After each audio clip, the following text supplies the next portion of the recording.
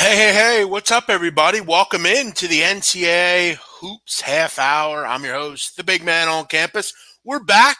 Hope you missed me. Hope you enjoying your day wherever you are. But listen, I had to come back on the air. Obviously, this is something that people enjoy. And I got to be honest, I kind of miss doing content. I've kind of taken not time off, but just kind of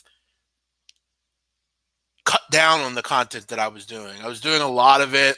I was doing for years. I've done so much content from SBR to other companies. So it was time to kind of focus on what I was doing, and I still do. I don't do as much content as I used to, but obviously, as we get more and more into conference play, I think it's important that we have this show.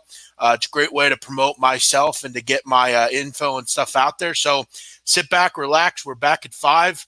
Make sure you say hello if we haven't seen you in a while. And feel free to ask about a game. I'm not going to say that I can get to every game, but I will sure try to go over them and give you my opinion. It's been an interesting season so far for me. I have my website, BMOCwins.com. I had a really nice start to the season. I was up about 11 or 12 units.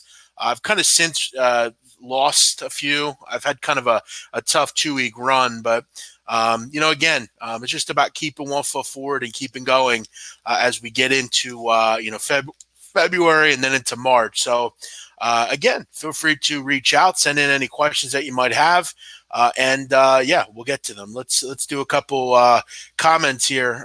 Bruce Shad, what's up? Absolute Lee, thank you for watching. Dr. Joshi, whatever. Thanks for watching. Jack, Scott, Joe, thanks for checking out us here today. Ron Fig, Scott Letty. We'll always have to get the show going here again. So I figure I'm sure we won't get a tons of people here the first day, but it's good to be back. All right. I have 2 plays tonight on my website.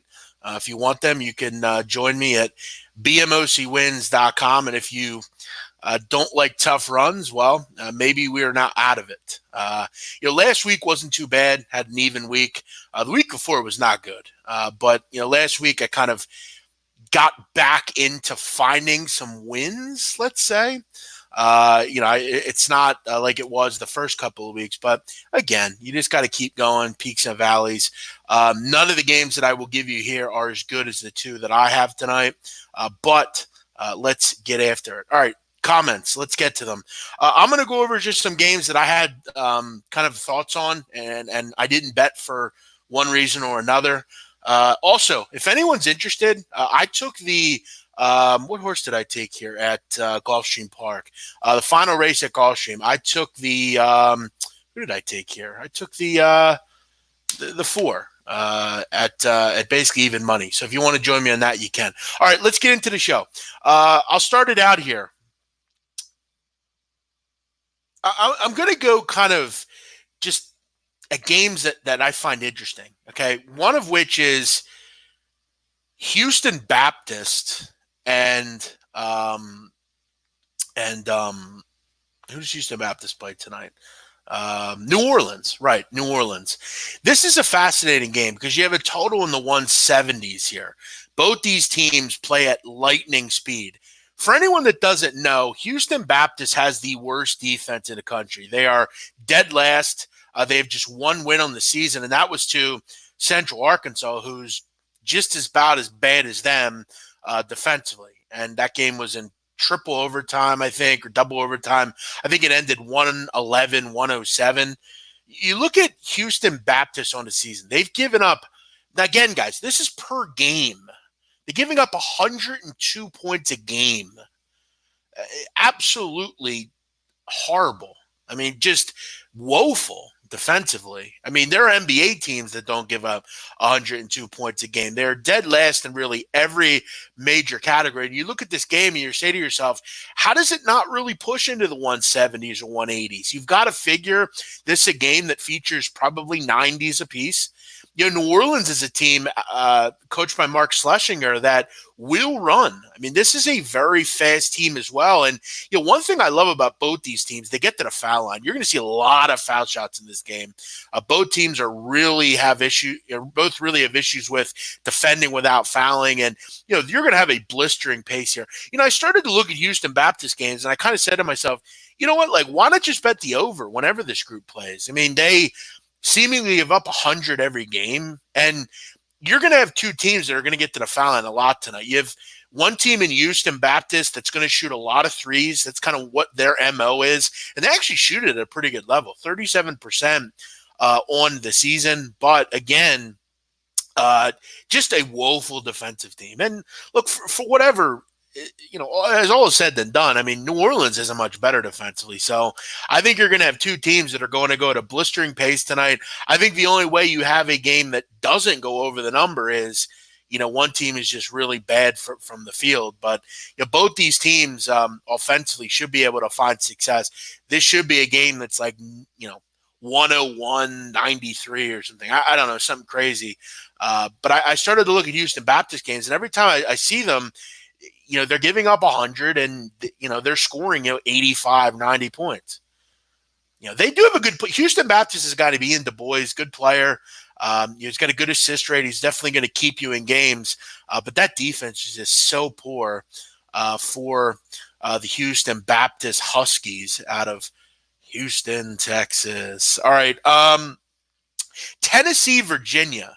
This is a game that I'm kind of watching from just a note-taker standpoint. Tennessee's a team that I've kind of started to feel like is kind of going into a positive direction. And I think Georgia is starting to go the opposite way. Georgia is a team that features Anthony Edwards, but outside of that, they really don't have much. Defensively, they've had trouble all season, and that's always one of the big issues under Tom Crean. The guy can't teach defense. I mean, these kids that he gets don't play it. And they've gotten beaten up. I think they've given up. You look at the last two games, 78 and 82. Obviously, they're playing better competition than the team they're playing tonight. But I'm starting to feel like Tennessee's on the mend up. And if you're going to give me them as an underdog here, I think they're kind of an interesting spot. The only reason I don't like Tennessee, the turnovers continue to be a problem. And let me tell you about Tennessee. Basically, they started out the season with Lamonte Turner as their point guard. He got injured and is out for the year, and they really didn't know where they were going to go offensively. They didn't have a point guard, but then the NCAA transfer gods kind of figured it out, and Vescovi got eligible, which is helpful just because they needed a point guard. He's come in and been really good for them, but he still does have turnover issues. But I think the offense is getting there. I think tonight they're not going to have a ton of trouble scoring the basketball. This is not a team in Georgia that really defends, as I said, at a high level. And you look at Tennessee, they've actually been a pretty good road team from an analytical perspective. They're also going to get help in the front court with Uros Plasovic, who is a guy that they really need. He's not really an offensive help, but he is a guy that can just stand there and defend and defend and defend. He's going to kind of give it to you like a Taco Fall type that was there at and I'm coming down to the wire here. Can I get there? Can I get there? Oh, just missed it. Sorry, guys. I couldn't focus until that race was over. So, yeah, they're going to get this another transfer as well. I'll tell you what, Rick Barnes must know someone in the NCAA offices because he continues to get people eligible when seemingly no one else can. But, yeah, Uros Plasovic is going to be eligible tonight, and that gives them a really nice piece in the middle. He's a guy that's going to be a really tough interior defender. He's going to weed off those guys coming into the paint, and he's going to be able to spell other guys like Fulkerson and players like that have had to play long minutes. He can come in and give them some much needed depth. So I think Tennessee's on the mend up. They do have kind of a penchant for playing close games, but they're a good foul shooting team. They rebound at a high level. And, defensively, they're really solid. And I think they're only going to get better. I think they're a pretty good matchup tonight. But again, the turnovers continue to be a problem for the Tennessee Volunteers. So that's kind of something that I think is kind of concerning with them. So maybe you want to look to maybe just live possibly. If you have some money to play with, Tennessee might be worth a look. All right. Plenty of comments. People ask about Temple. Yeah, I don't have much interest in the Owls tonight. They've struggled to score the basketball. Efficiency continues to be a problem, and I'm not necessarily buying them from a defensive perspective. Wichita's as good as it gets. They're very good on the road, and until Temple puts some consistency together, it always seems like they just miss having enough to win these kind of games. We saw it against Maryland. They found a way to piss that one away. We saw it against Houston, just not enough to win the game. And then they follow it up with losses to bottom feeders in Tulsa and Tulane in two games they were never really in. So I don't have a lot of confidence in the Owls tonight. A game out of the AAC that I do have some interest in, from a little perspective, is East Carolina and Tulsa. I was surprised to see East Carolina as an underdog in this game, to be real honest with you. I think the concern down in Greenville tonight is this a letdown game? They had such a big win on Saturday in the waning seconds against SMU. They hit a three with 3 seconds to go down in Greenville and were able to get the win. And I wonder, is Joe Dooley have this young team ready to go in a game against an opponent that they probably should win? You got to wonder, does East Carolina, did their psyche get kind of, oh, we can beat this team and we're not going to have any trouble? They're still East Carolina at the end of the day, but they do have the best player in the conference in Jaden Gardner. Tulsa's not a group that I'm real interested in. They've not been good on the road this year, and I'm kind of surprised that they're a favorite of this magnitude against, right now, a pretty hot group down in East Carolina. So you keep your eye on that one. That was definitely something that definitely made me wonder. The line just kind of doesn't make sense there. Let's keep it going here. What's up, Omega Capper, Melvin? Thoughts on UNCG Citadel? I don't have any interest in that. Citadel, I can't seem to figure out. Thoughts on Xavier Moneyline? They're another group that's inconsistent. I don't know. I think they have what it takes to handle Marcus Howard, but it's a road game. It's it's an inconsistent team. It's just not a real spot that I want to kind of get involved with. Houston -7 versus Temple +7. I don't know what you're talking about there. I don't have any interest in like bets like that, like teasers and stuff. If that's what you're asking me, I don't know what you're getting at there with Houston Temple. You have the wrong lines for both games, so I'm not really sure what you mean there. Sam's Picks, thanks for watching. Guys, if you're on Twitter, retweet the show, please. That'll help the numbers here. That'll help us get the numbers bumped up. Obviously, we've had a lot of good history with this show over the years. I remember a couple of years ago when I had a great run in college basketball that all of you made money on. You all, were viewers of that show, and we had it. I remember at certain points during that season, we had 700-800 people here live. Those were special times, and I got the question posed to me the other day about. And I'll get back to Skim Games in just a second, but I got the question posed to me on why don't I do free content anymore and why don't I do it as much? And the simple question is, like at some point I gotta pay bills. I gotta live life, I have a life like many of you as well, and I think a lot of people just kind of say, well, then what are you doing? Why not, do this or that? I basically have given my life over the last couple of years to this. I built a following. I've built, a group of people that like what I say and what I do. Maybe don't always support, but they always have respect. And there is a ready-made market for people that want handicapping info. So, I found it to be something that I couldn't keep doing. Again, you have to at the end of the day make some money off of it, but it's nice to bring this show back and help people if you can, at least on some level. Western Carolina is a smaller, unknown team, but playing well. What are my thoughts on them? I mean, look, to be real honest with you, I think with Western Carolina, I still think the jury's out. I mean, at the end of the day, they played a strength of schedule into 300s. You look at their wins lately, Tennessee Tech, who cares? Piedmont, whatever that is, who cares? Citadel in a close game, who cares? VMI, I mean, they're horrible. Mercer's having a down season. So, I think it's impressive. I think they're definitely worth the look. And, look, you're going to find a lot about them tonight, against Furman. You're going to find out a lot about them against East Tennessee State. You got Wofford and Greensboro coming up. You're going to learn more about them, but I'm not really looking at this point to get involved. I think for them, a lot of their success has been due to kind of a low-level schedule. You look at any time they've stepped up. I mean, got killed by Xavier, got killed by Georgia. Did play pretty well against Florida State, which was impressive. But outside of that, I'm not buying them just yet. But Mason Faulkner's played well for them, him and Carlos Dotson. So keep an eye on the Catamounts. But at this point, for Mark Prosser, I'm not interested just yet. I need to see them step up and beat somebody. All right. Lot of comments here. Tennessee plays Georgia. Yes, I'm aware. I went over that game. What was the number Big Man gave for the over? Listen, again, guys, none of these plays I am giving you to bet. I'm giving you my opinion. If you go and bet them, that's all up to you. That is not something that I think the number was 171, but I don't remember exactly. Do I have any thoughts on Stony Brook under tonight?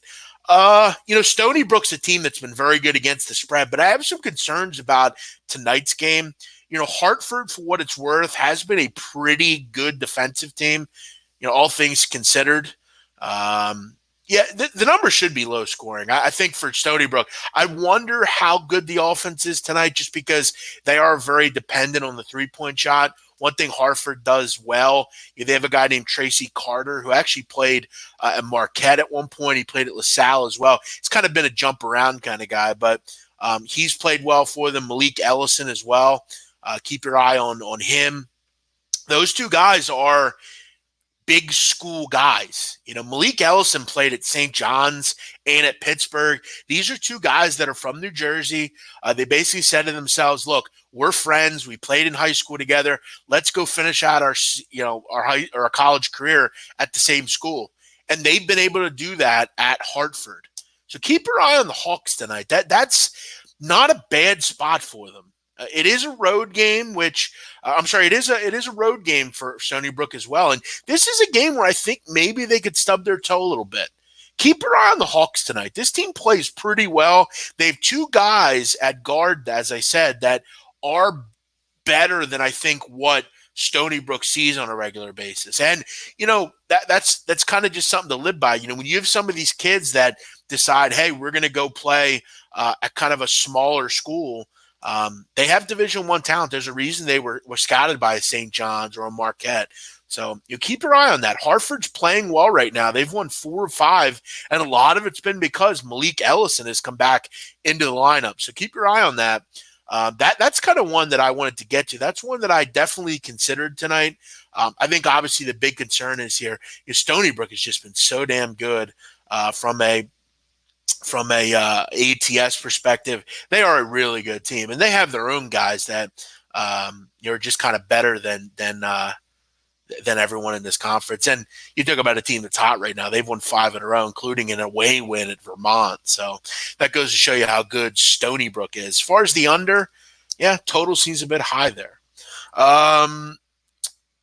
Vanderbilt and Arkansas. Keep in mind, there's not going to be any Aaron Naismith tonight. You got to wonder how Vanderbilt scores. I mean, he has really been their catalyst offensively, and it's going to make Jerry Stackhouse really kind of, pull his hair out. You look at the other night without Naismith, only managed 50 points at A&M. Now you're going to go on the road and play one of the better defenses in the country. I mean, Arkansas has been very good under Eric Musselman defensively. This is a terrible spot. Arkansas first half had some interest to me here. This is the first really full game without Naismith. Now you're going to face the best 3-point defense in the country. You got to wonder, how does Vandy score in this game? That's going to be kind of, I think, the big question. One game that I think, for me, would have been a play for me on my website, but it was just such a head-scratching line that I didn't bet it.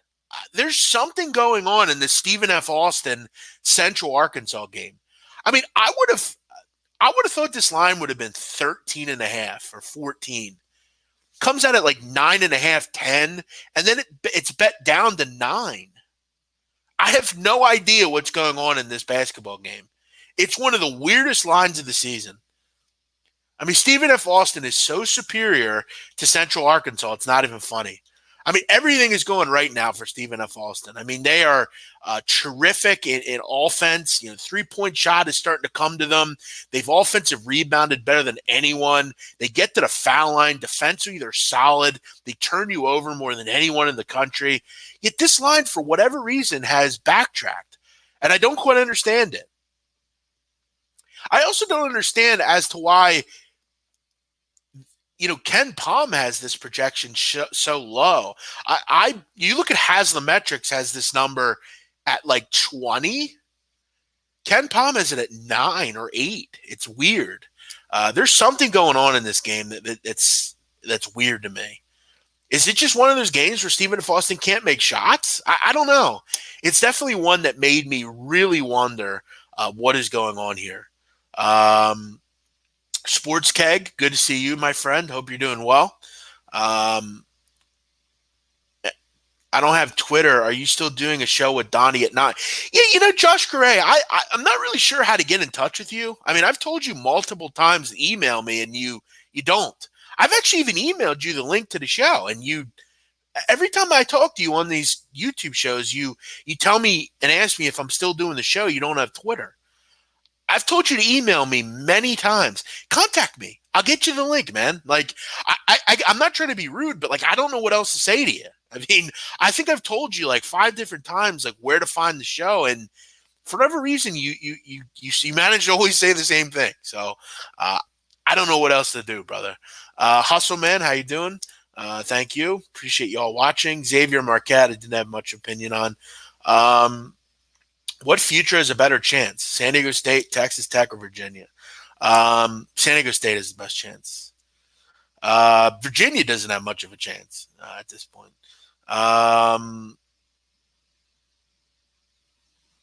Is there a letdown for Indiana after Ohio State? You would have to think, but Geo Baker's out for Rutgers. They're not someone that I would want to bet right now. Jeff Hanna, what's up? Where did I disappear to?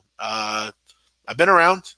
Does Penn State bounce back, or do I like a Big Ten home team to dominate? I'll tell you, that game seems to me that it comes down to the wire. The problem with this Big Ten thing is, people are going to start betting it, and it's going to eventually go away, which seemingly is always what happens. That's why it sucks when that stuff happens, because everybody starts betting it. Does Minnesota get the win? I just mentioned that. What's up, Chris? What are my thoughts on Texas tonight? I didn't have much opinion on that game. I don't like Texas. I'm not a Shaka Smart guy. Oklahoma State has been tough to figure out as well. I don't understand why anyone would have any interest in that game. Under might be worth a look here. Problem with Oklahoma State, I mean, they just can't shoot the ball right now. I mean, they are dead last in this conference in three-point offense. I don't know where their shots went. Lindy Waters has been a mess. All these guys. No one can shoot on Oklahoma State. I feel like this one's first to 60. LIU, St. Francis, Brooklyn's an interesting game. It's the Battle of Brooklyn up in that area. LIU is the road favorite here, but I think they're worth a look. LIU is really good. Okay, they're one of the most experienced teams in the country. They don't have a deep bench, but this group is very good. Clark, Flowers, Cotton, Augusto, and Batts are terrific. They've all seemingly been there for 10 years. This is a good team, really good team, LAU. They're going to battle it out this year with Merrimack and Bryant, St. Francis of PA. This is a good conference, guys. Keep your eye on the NEC, one of my favorite conferences in the country. Really high level. Again, it's not the greatest basketball, but it's fun to watch. Generally, the teams play with great pace.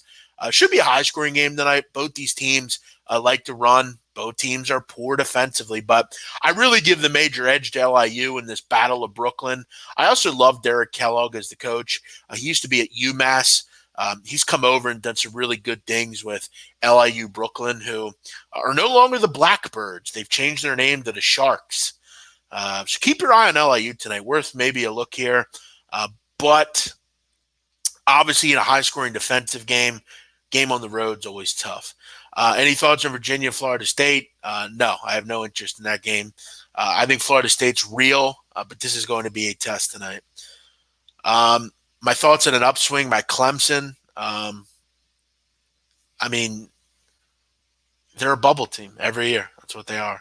I think Clemson's reason for winning has just been like you're talking about upsets in North Carolina. I mean, North Carolina sucks. I hate to tell you. North Carolina is not a team that I think even makes the tournament. This is a bad team without Cole Anthony. They have no talent there. And I don't really think that's an upset, to be honest. Duke, that's a great win. But again, is it just a one-offer for Clemson? I don't like Brad Burnell, and I'm never going to tell you that I feel comfortable with them, and I don't. I don't think this is a real great team. I mean, this is a team that still has defensive issues. They don't rebound real well, so yeah, I don't have much interest in them. I don't think it's that big a deal. Do I like the team total over in Arkansas? I don't really bet team totals in college basketball too much. How do I get content if I don't have a Twitter? Email me. Contact me on my site. Notre Dame against Georgia Tech. That's kind of a coin flip game for me. I don't understand why anyone would bet that game. I don't understand like the value there. I think it's a total toss up. I mean, when you're betting against Notre Dame, realize they're not going to make mistakes. Mike Bray's teams do two things well.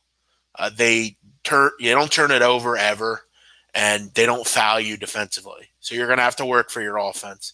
Something that Georgia Tech is not really adept at doing. I think the one thing, though, is Ja Tech is at home. And every game for Georgia Tech, I think, is important. They can't play in postseason play. They're banned. So, for them, I think the season is just really, let's kind of give our all in every game and give everybody what we can. But again, I don't really have ever much interest in betting against Notre Dame. It's just something with Mike Bray that I really don't want to do. So for me, I would avoid that one. They need to clone big man on campus. They're not going to do that, but I think there's enough for just one of me. I don't think we need two of me. Why would they clone me? Why would we need that? Will Xavier get their shit together? Fremantle has hit a wall. Fremantle's not important to that group, to be real honest with you. Surprising that you mentioned Zach Fremantle as a catalyst, because he's not. Their starting five is the catalyst, and they need guys like, Quentin Gooden and Terry Jones to step up. Najee Marshall can't do it all. So really for them, they need that group to step up. And look, Fremantle and Bryce Moore and Kai Tandy need to be helpful off the bench, but that starting five needs to play better because Najee Marshall can't do it all himself. Creighton +3 tonight. Guys, look, I'm not really a big road fan. I mean, there are spots on the road that I do like. Certain spots make a ton of sense, but I don't want to. I don't really have any interest in Creighton on the road. They're a team that I don't think is real tested on the road, and I haven't seen much from them on the road. So it's not a spot I'd look to. Miami, Florida, no interest there either. Does Baylor cover? Yeah, I mean, that line seems a bit low, but everyone has fallen in love with the Bears. They're at home. I mean, should be a great spot for them against Iowa State. Iowa State is a team that I'd only really looked at back at Ames. But I think for Iowa State, if you can find a way to get hot, they don't turn the ball over. It's one thing about Iowa State. They always have good guard play. Rasir Bolton, Halliburton's terrific. He's an NBA player. But, yeah, I mean, you do kind of wonder how do they guard Baylor? I don't know that I see it. Robbie Tops, thanks for watching. Stanford, UCLA, any thoughts? Yeah, I think UCLA wins the game. Line doesn't make any sense. I think UCLA does what they did like Washington, where they just couldn't miss. Uh, there's something going on with that line. I mean, if you can't see through it, I don't know what to say. What do I think about The Irishman? What did I think about it? I think it's one of the best mob movies ever made. And anyone that tells you different is a fucking idiot. Um, these people today are so fucking lame. They don't understand film. They don't understand that a story is a story, and you tell it the way it's told. You don't skip shit. You don't cut it down because you want it to be 2 hours. So many movies rush things, and they don't allow the story to be told. That was one of my issues with one of my favorite movies ever made is Cardboard Gangsters. It's an Irish film. It was out 2 or 3 years ago. It's one of the best films I've ever seen. But my knock on the movie was I thought it was a little rushed towards the end, and I wish that the director would have made it a little longer. I think the good thing about The Irishman, and The Irishman is a film that obviously has the best actors ever in it. It was the right length. I think it should have been longer, to be honest. When you're dealing with great films, sometimes you have to tell the whole story. And I'm a big mob guy, as many of you know. I know a ton about it. The story is very true, most of it. There's some questions on Frank Sheeran, obviously. But from the Angelo Bruno stuff to the Russell Buffalino stuff, it's very well done. Very well done. I loved it. I thought it was one of the great movies I've seen over the last 10 years. Virginia, Florida State. Somebody asked about that. If I don't bring up the game, somebody asked about it. Does Butler continue their march toward the top seed? They have great wins, one after another. Yeah, look, I think Butler at some point is going to have issues. You look at Butler, okay? Very good, okay? But tonight is concerning, okay? I mean, Seton Hall, you talk about a team that's tested. I mean, they played everybody. And they played tough teams. Oregon, Michigan State. They played that Iowa State team not once but twice. I don't care what anyone says. Anytime you play Iowa State, it's a tough game. They always have great guards. Halliburton is a star, and he will be at the next level, possibly a lottery pick. I mean, they've been tested. And my look on this game is simple. I think Quincy McKnight is one of the best defenders in the country for Seton Hall. And one thing about McKnight that I love is he had a really good test on Saturday, and he passed it with flying colors. He was absolutely fantastic the other night against Marcus Howard. And they did – I mean, and I know because I had Seton Hall in that game. Seton Hall was fantastic defensively in that game. And I'm not saying Butler isn't either. But I think if you can shut down Baldwin, you're going to have a decent chance to win. The best player on the court is Miles Powell. And I think with this new defense that Seton Hall has been able to play with this big lineup with Obiagu and Romaro Gill, and you got to remember, guys, they've done this without Sandro Mamushkavili, who is probably their second best player. They just have a great team. I mean, they're balanced. Roden, Kale, Nelson, McKnight, obviously Powell's the catalyst. Shavar Reynolds is almost as good a defender as McKnight. So when McKnight goes out of the game, Shavar Reynolds can handle it. I think Seton Hall is the best team in the Big East, in my opinion. Butler's very good. I'm not going to say they aren't, but Seton Hall is really good. Really good. Keep your eye on them. You talk about a team that, by the way, I mean, they beat Maryland. Maryland's a good team. They wouldn't beat – I'll tell you another thing. They went and beat St. Louis and put up 83 on St. Louis. I'm going to tell you right now, St. Louis is a top 20 defensive team in the country. They are really good under Travis Ford. You go and drop 83 on them, that's impressive. They went on the road and beat a hot DePaul team, and that was before DePaul had struggled. They beat up Georgetown. They beat up Xavier. They beat up Marquette. I mean, what more do you need to see from Seton Hall? I mean, this team is legitimate, folks. I mean, you got to start buying in. And they are a behemoth group down low. You might as well say, hey, we want to get to the rim, and not going to happen. Because what they do is they play a lot like UCF did under Johnny Dawkins when he had Taco Fall. Basically, what they do is they say, okay, we have Oviagu and we have Gill. Gill's 7'2", and Obiagu's 7'2". So there's no like sense of Okay, well, one's going out, so we can at least attack at that point. No, they just throw the other one in. And basically what they say is, okay, if you can get past our perimeter, which is tough because we have a guy named McKnight who can guard anybody, and we have guys like Kale and Powell as well. If you can get past that group, then you got to deal with our big boys down low who are shot blocking freaks. I mean, you look at Mamaro Gill, 11th in the country in block percentage. I mean, this guy's an animal down low. I mean, he gets everything. I'm telling you, start buying Seton Hall futures. I know, and I've said this, Seton Hall I worry about because Kevin Willard has not had a lot of success in the tournament, and even I've mentioned that. But I'm starting to see that I think this team is built different. When they get Mamushkavili back in February, you're not going to get a better price than now on Seton Hall. So you better start buying fucking stock in the Pirates. All right, a lot of comments here. Let's get to them. Check out Cardboard Gangsters. Very good film. When's your next AC trip? I'm actually going to be there next week. I'm actually working towards moving to Atlantic City. I'm working on getting the lease figured out and kind of figuring out my next step. So, I already have a place picked out.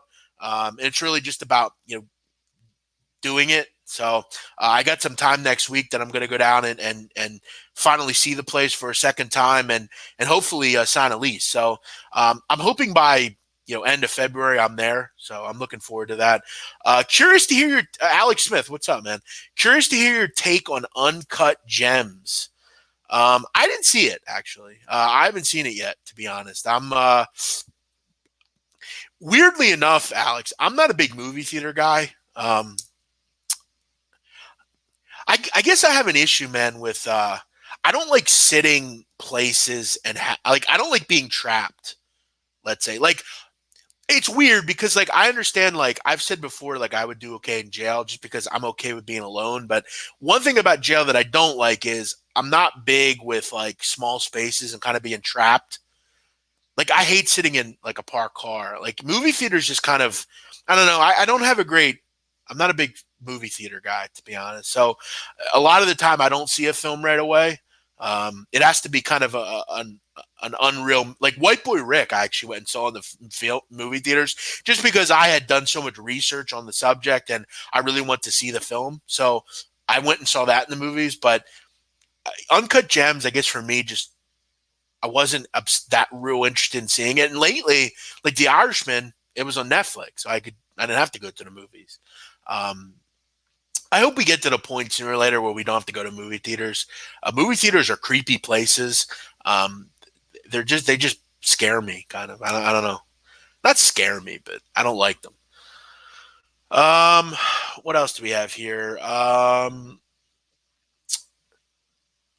Yeah, I agree, sports guy. I hate movie theaters. I've never been movie theater. I like to be able to.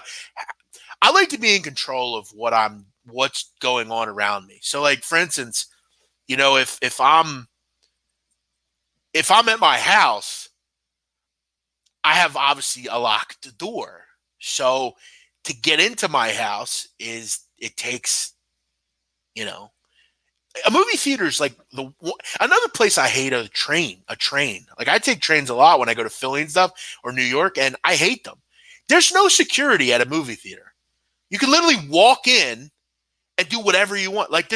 I have an issue with that. And I'm big on public places. If there's not metal detectors and because nowadays you can't just assume. That's another thing with schools. Most schools you can just walk into. And obviously they've taken steps to fix that thing now. But a movie theater, I can go to my local movie theater and literally anyone can walk in. I have no idea who's coming up and down the hallway corridor. I just don't like that feeling. I'm not into it. I feel like Tony Soprano in the final scene of Sopranos, where I'm literally sitting there and it feels like coming in and out, who knows? And I know people will make the point, what about a restaurant? That's true. That's why I don't go to a lot of restaurants either.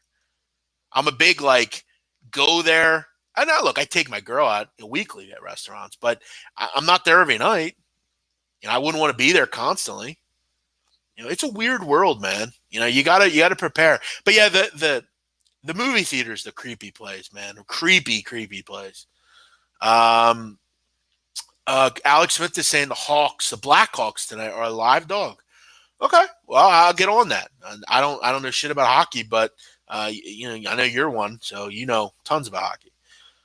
My friend set me up with the girl when we had sex in a theater during a movie. Um, Listen, I gotta be honest, dude. Like that's fucking rancid. Like the fact that you just told me that, I'll never feel the same way about you again. Like that's I gotta be real with you. Like that's vile. Like to be real honest with you, like these people that like do sweet, like all due respect, nobody wants to see you fucking in public. Like nobody wants to see that shit. Like really, like, I'm not trying to be rude, Anthony, but like, come on, man. Like it's a fucking movie theater. Go do it at your fucking house. Like nobody wants to see that shit. Nobody wants to see you. Like that shit's nasty, man. Like I don't get these people that do shit like that. Like I don't get it. I don't want to see it. It's not cute. It's not interesting or hot. Like it's fucking weird. If I want to watch people fuck, I'll go watch porn. That's a regulated arena. That's where they do that. Like you just saying that to me like makes me not want to go to the movies even more. And I'll be honest, if I went to a movie theater and saw that shit, I'd say something about it. Like what the and I'd say it to them. I wouldn't go to anyone. I'd say, "What the fuck are you doing?" It's a fucking movie theater, dude. Go to your fucking house. Go to a fucking hotel. What the fuck are you doing in a movie theater? That's fucking weird, man. And how do you even know if there's kids in there? That shit's creepy, yo. Creepy. I already talked about Tennessee. I don't know if Euros is going to make a huge deal tonight, but I think they win tonight. But yeah, that's weird, like real weird. So I think Anthony had thoughts that I would think that would be like cool and funny, but I don't know. I kind of went at him kind of hard there. I'm just being honest. I don't sugarcoat anything, bro.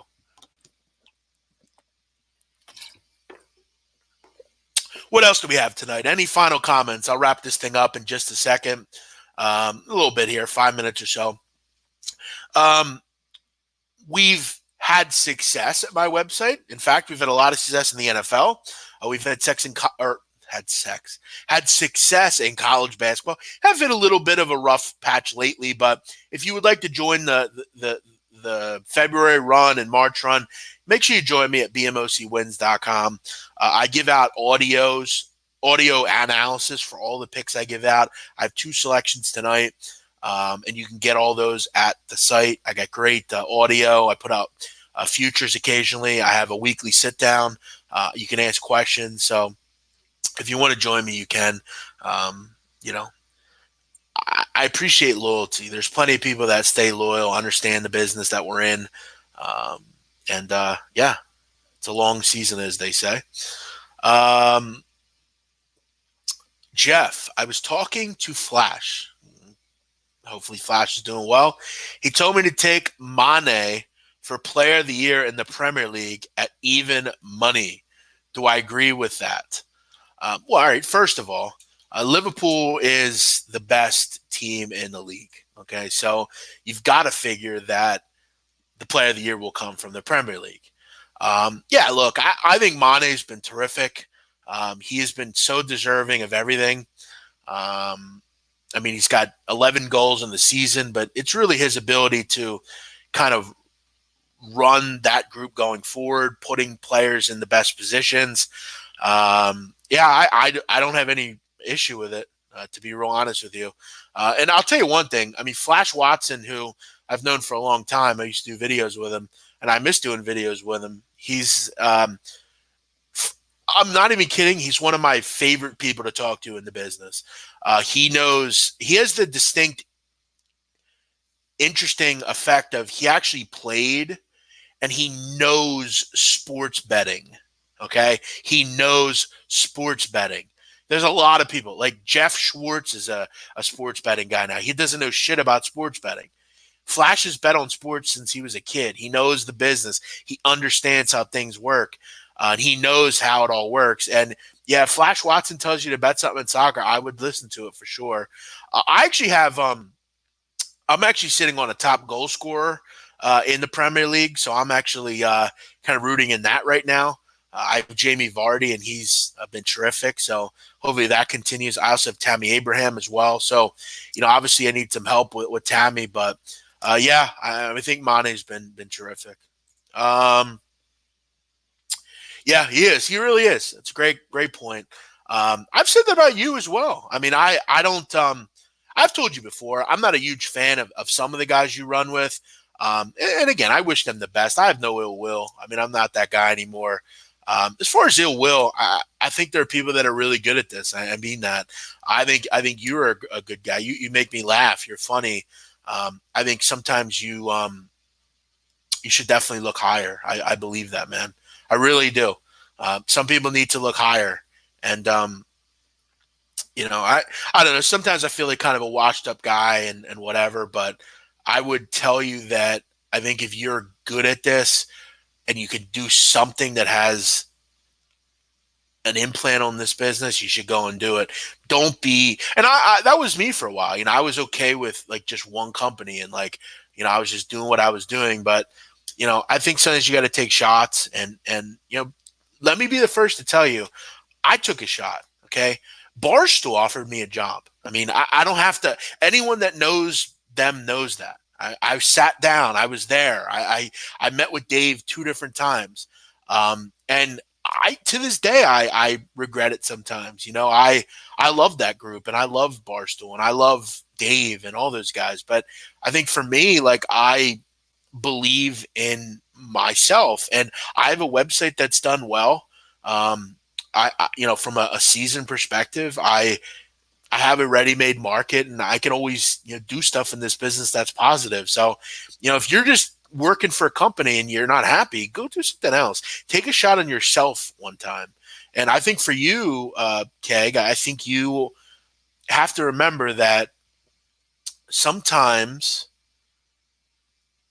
you are the only person you can depend on. And that's how I do things now. And I'm pretty happy. So, do what you got to do, man. But I've always told you that I definitely like you, and I think I think there's certain like groups that when together I think could be really good. And SBR unfortunately has pillaged all the talent. They steal talent and basically pay them fucking peanuts to do their shows. If some of us would just put our heads together, we could do it all ourselves. We don't need SBR. And I've said that for years. I mean, you just got to be willing to put some time in. But yeah, hopefully, Keg, you're doing well, and you're able to do your thing, man. Some people just don't work well with others. True.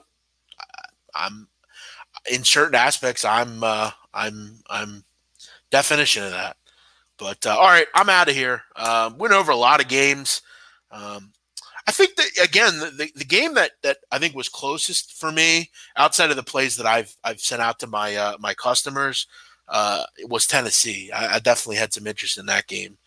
So that's kind of my free pick. But I'll be interested to see what this Houston Baptist score ends up being. I think it's a game that gets into the 90s apiece. Stephen F. Austin was odd too. So, all right, I'm out of here. Check me out tonight. I have a podcast called Don't Teaser Me, Bro. I urge you all to check it out. It's on iTunes. It's something that I'm proud of. I have great guests. Tonight I have on the 3-man weave. If you know anything about sports betting and college basketball, you know those guys are as good as it gets. Kai from the 3-man weave will join me. We'll take your phone calls if you have any, but it's plenty of college basketball. It's tonight. It's 10 o'clock Eastern. And you can listen to it on Blog Talk Radio. It's then posted to iTunes. I post the link on Twitter, so make sure you check that out. I literally have the best guests in the business. I mean, they're the best at what they do, and we enjoy it. So check that out. Thanks for watching. See you later.